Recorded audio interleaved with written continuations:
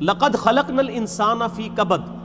بے شک ہم نے انسان کو بڑی مشقت میں پیدا کیا ہے۔ سورہ انشقاق کے اندر بھی اس طرح کی آیات آئی تھی، میں نے ڈیٹیل گفتگو کی تھی کہ ہر شخص مشقت میں پیدا کیا گیا ہے، پیدائش سے لے کے مرتے دم تک انسان مشقت میں،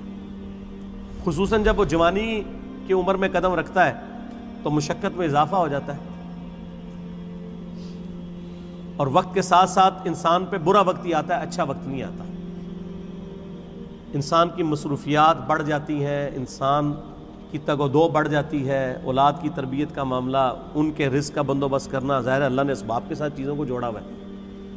تو پوری زندگی انسان مشقت کاٹتا رہتا ہے۔ لیکن کامیاب ہیں وہ لوگ جن کی یہ مشقت اللہ کے لیے ہوتی ہے، چاہے وہ اپنے بیوی بچوں کے لیے بھی کر رہے ہیں، لیکن خدا ٹاپ پرائرٹی رہے، اللہ کو ترجیح اول مانے۔ جیسے ہی اللہ کے حوالے سے ترجیح ہٹ گئی تو آپ کی بڑی سی بڑی نیکی بھی زیرو سے ملٹیپلائی ہو جائے گی۔ ایک شخص رزق حلال کما رہا ہے، اس کے لیے نیکی ہے، لیکن اگر اس کی وجہ سے وہ نمازیں چھوڑ رہا ہے، روزے چھوڑ رہا ہے، اللہ کے احکامات کو پامال کر رہا ہے، تو یہ اس کی نیکی پھر کس کام کی ہے؟ وہ تو پھر کئی اور لوگ بھی کر رہے ہیں۔ کیا دنیا میں لاکھوں غیر مسلم ایسے نہیں ہیں جو حلال کما رہے ہیں؟ بڑے بڑے اپ رائٹ قسم کے لوگ ہیں، اس طرح کے آپ کو مسلمانوں میں دکھانے مشکل ہو جاتے ہیں، لیکن جب تک خدا کے ساتھ کمٹمنٹ نہیں ہوگی آپ کی نیکیوں کا آپ کو فائدہ نہیں ہوگا۔ تو انسان کو مشقت میں اللہ نے پیدا کیا، ماں کو بھی مشقت اٹھانی پڑتی ہے، باپ کو بھی اٹھانی پڑتی ہے، اور انسان جب یعنی بچپن میں تو اس کی بڑی بادشاہ والی زندگی ہوتی ہے، جو جوانی میں قدم رکھتا ہے اس کی مشقت کا دور شروع ہو جاتا ہے، حتیٰ کہ انسان اس زندگی سے فارغ ہو جاتا ہے۔ اتنی تکلیفیں اٹھانے کے بعد ابھی آخرت کی تکلیفیں باقی ہیں۔ اگر کسی نے دنیا میں اللہ کی مرضی کی زندگی گزاری تو اس کی یہ مشقت عارضی ہے، ہمیشہ کی کامیابیاں اس کا مقدر ہیں، اور اگر کسی نے دنیا اپنی مرضی کی گزاری تو یہاں پہ کتنی عیاشی کر لے گا، وہ الٹیمیٹلی مر کے ہمیشہ کی زندگی میں اللہ تعالیٰ کے حضور اسے ناکامی کا سامنا کرنا پڑے گا، اور ہمیشہ کی مشقتیں، ذلت اور عذاب اس کا مقدر ہونے والی ہیں، وَلِعَوْذُ بِاللَّهِ تعالی۔ تو انسان کی کوشش ہوتی ہے، اب وہ کوشش اگر پازیٹیو ہے رزلٹ پازیٹیو نکلے گا، نیگیٹو ہے تو نیگیٹو نکلے گا۔ اسی کا ذکر اب آگے آ رہا ہے، أَيَحْسَبُ أَن لَّن يَقْدِرَ عَلَيْهِ أَحَدٌ، کیا انسان یہ گمان کرتا ہے کہ اس پر کسی کا بس نہیں چلے گا؟ یعنی وہ اگر دنیا اپنی مرضی کی گزار ہے تو یہ سمجھ رہا ہے آخرت بھی اپنی مرضی کی گزارے گا، نہ،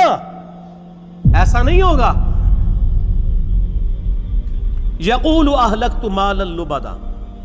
بڑے فخر سے کہتا ہے کہ میں نے تو بڑا مال خرچ کیا ہے۔ اسپیسیفکلی تو اشارہ ہے مشرکین عرب کے ان امیر لوگوں کی طرف جن کا ذکر قرآن پاک میں کئی جگہ ہے کہ وہ بڑا فخر کرتے تھے کہ ہم حرم مکہ کی جو خدمت ہے وہ ہمارے ذمہ ہے، ہم یہاں پہ حاجیوں کے اوپر جو ہے وہ خرچہ بھی کرتے ہیں، اللہ کی راہ میں لوٹاتے ہیں۔ اللہ فرماتا ہے ان اعمال کا فائدہ نہیں ہے جب تک تم اللہ کی توحید اور اس کے نبی علیہ السلام کی رسالت پر ایمان نہیں لاؤ گے، شرک سے کنارہ کشی اختیار نہیں کرو گے، تو یہ حاجیوں کے اوپر کھانا پینے کے اوپر پیسے صرف کرنا، یہ مال جو تم لگا رہے ہو اور بڑی اکڑ رہے ہو کہ اللہ کے حضور اس کا کوئی اجر ملے گا، کوئی اجر نہیں ہے اس کا۔ اَيَحْسَبُ أَن لَّمْ يَرَهُ أَحَدٌ، کیا وہ خیال کرتا ہے کہ اسے کسی نے نہیں دیکھا؟ اس کو نہیں پتا یہ تم لوگ کس لیے کر رہے ہو، وہ کرتے تھے صرف اپنی عمارت کو جتانے کے لیے، ریاکاری کے لیے، لوگوں پہ اپنی جو دولت ہے اس کا روب ڈالنے کے لیے۔ جس طرح آج کل بھی آپ دیکھتے ہیں لوگ مساجد کے اندر وضو خانے بنواتے ہیں، ٹوائلٹس بنواتے ہیں، قالین ڈلوا لیتے ہیں، تو باقاعدہ وہ کئی جگہ پہ تو دیکھا گیا نیم پلیٹ لکھوا دیتے ہیں کہ وضو خانہ فلاں کے لیے ہوا ہے، فلاں کے سالے ثواب کے لیے۔ بھئی اگر سالے ثواب کے لیے بھی ہے تو اللہ کو تو پتہ ہے نا،